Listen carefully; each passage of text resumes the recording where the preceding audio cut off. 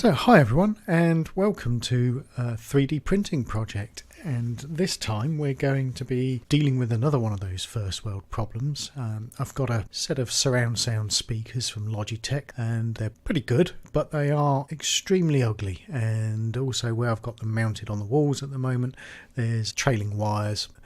So what I think I can do is, having dismantled one of these, there's essentially a very thin plastic shell with a speaker cone and a fairly large magnet driver at the back, which I think is where most of the kind of quality in the sound comes from. So I think we can 3D print something that's a little less conspicuous in the media room and certainly for the surround speakers. And also we'll have a go at the center speaker, which can go underneath the flat panel TV and make that look a lot less ugly. Okay, so here we are in Fusion 360, and as ever we start with sketches, but this time we're going to be starting by modelling the wall and the coving that's between the wall and the ceiling in the corner of the rooms. So what I've done is taken measurements of the coving, and we'll start off with a sketch here just to get the curve in and the right angle. We'll extrude that out, get a piece of coving in, then we'll do another one, same sketch but at a right angle to that, and then we'll extrude that out. There we go, and that makes our coving essentially. So that would look like that on the ceiling. Now it's probably way more accurate than the actual coving is, because it's probably been up there about 30-40 years. Then we'll do another sketch underneath here, thicken that at the back there, and then drop that down, and that's essentially the wall. So we've now got a coving and a wall that we can build a speaker into. Okay, having built the wall, now we need to build a speaker shape in there. So what I did is made this construction plane. You can see here this yellow plane, and we drew a circle which is the same size as for where the speaker cone will sit, and then we've essentially extruded an object from that, and then we've drawn a number of other planes you can see here, and that gets a bit messy, but hopefully you can kind of make that out. And then what we're basically going to do is split this enormous body which sits in the corner of the room and start cutting it away so that we can get to the shape that we want. Okay, now we're kind of getting there. It's still huge, so we'll make some more construction planes and see if we can trim it off a little more. So we're going to cut one at the bottom, cut one at the top, and also what we'll do now is now we're down to this shape here, is we'll use the wall and coving body here in this component, and we'll actually cut away all the back of this solid object here so that we make an exact match, if you like, for the coving. Right, having done that, we can put some more concentric circles on the front on this face, and we can start extruding into that shape to make the cavity where the speaker is going to fit. And also we're going to hollow that out. And there you go, you can see we've now got a hollow shape here, which is going to be our speaker cavity. I'm going to take some more of the speaker away underneath, and I think now we can take our wall away, and there's our Mark 1, if you like, speaker shape, which should perfectly match the corner alcove. Okay, so we'll do some filleting on this just to make it look a bit more aesthetically pleasing.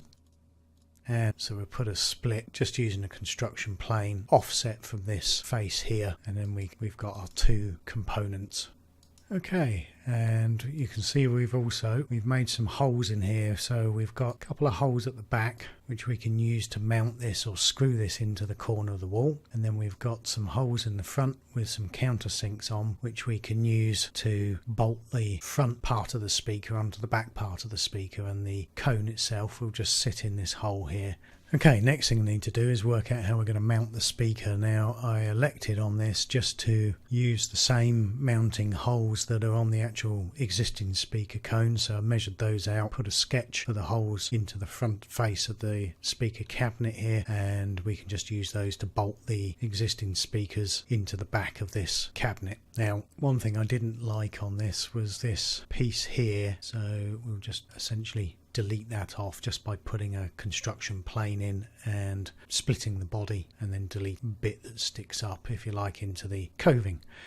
Now unfortunately this shape for the front here wouldn't fit on the printer, so essentially I had to make a cut across this front face and split this into two bodies, into two halves, which I could then print on the printer. So having printed, we'll call Mark 1 out. Turns out that looked actually huge in the corner of the room there, and to be quite honest, it took ages to print out, and then I had to do a bunch of filling and spraying, and it didn't look particularly brilliant. So I figured we could do something better, actually a bit more streamlined. So back into Fusion 360, and we'll turn those two components off, put a coving back up, get another sketch, this time with a construction plane and just a circle, just to get the speaker pointing in the right place in the room. So if you can imagine, this is to the left, upper left of the flat screen, and points, if you like, into the center position on the sofa on the other side of the room. So having done that, we can use that geometry to extrude a cone out, use again the coving in the wall to chop the back of that away. Let's just take that off, and then you can see that, and that's our new speaker shape. And having chopped all the back of that cone off now, and we know that this shape essentially fits into the corner of the coving and the wall, we can then start hollowing it out and essentially performing the same process that we did on the Mark 1 speaker cabinets and make ourselves something a bit smaller. Okay, we're finally getting there. And I also put a stepped in lip on the inside of this object. There you go, got a stepped in lip on the back here and the other half of the speaker. So we'll mount the speaker into the back of this ring here, and then this shape will extrude into this recess so that it matches. And a couple of changes just to change the orientation of that, and what we end up with is a cone. Now I also deepened essentially the top of the cone, and there's also some recesses on the inside here. You can see where we can get a screwdriver in and essentially screw the speaker mount into the back of this ring at the front here, and then these two halves essentially just slot together. And of course, now as this is essentially shaped for the upper left corner of the room, we need to mirror this to make another version for the other side. So just imagine this is on the other side here, and that will be the upper right hand speaker. And okay, so we got our two speaker shapes, and we just need to head over to the printer and get those printed out.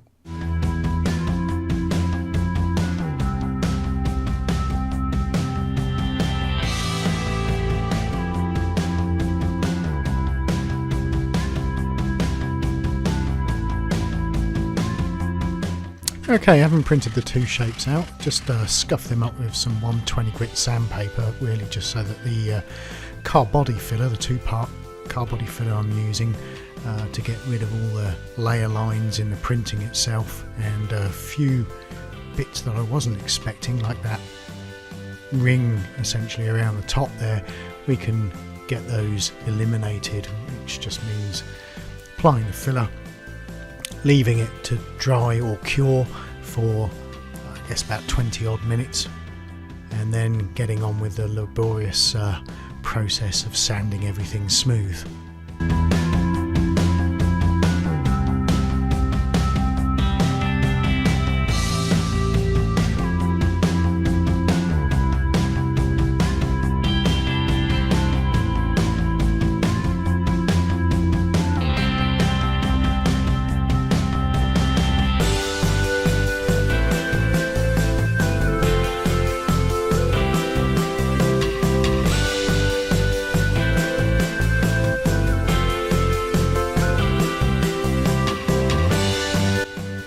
Okay, then I didn't actually film this, but put some white primer on, and the first attempt I tried actually to get the magnolia colour that we've got on the walls, it was just to use some emulsion paint and see how that took, but it didn't work very well. So essentially I've got some magnolia radiator spray paint, and once I'd applied that, we go from the old speaker there with this trailing wire to something a lot more blended into the environment.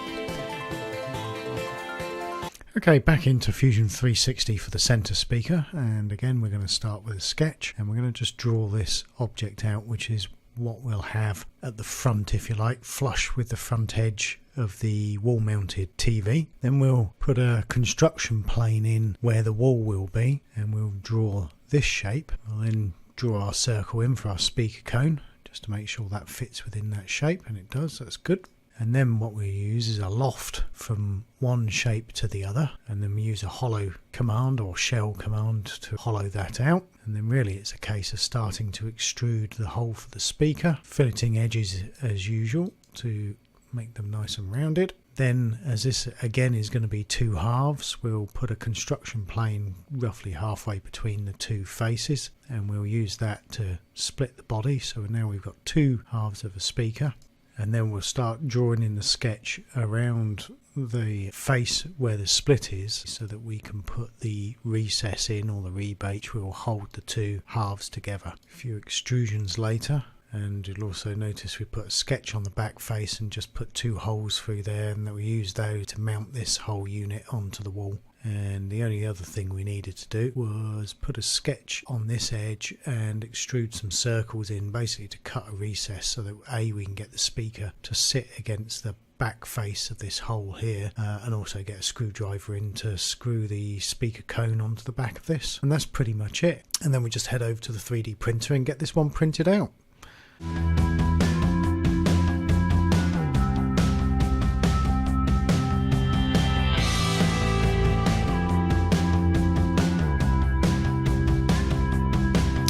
And using exactly the same process that we did for the surround sound speakers, other than this time using a satin black spray paint, we essentially sprayed that up with filler as well, just to smooth it out.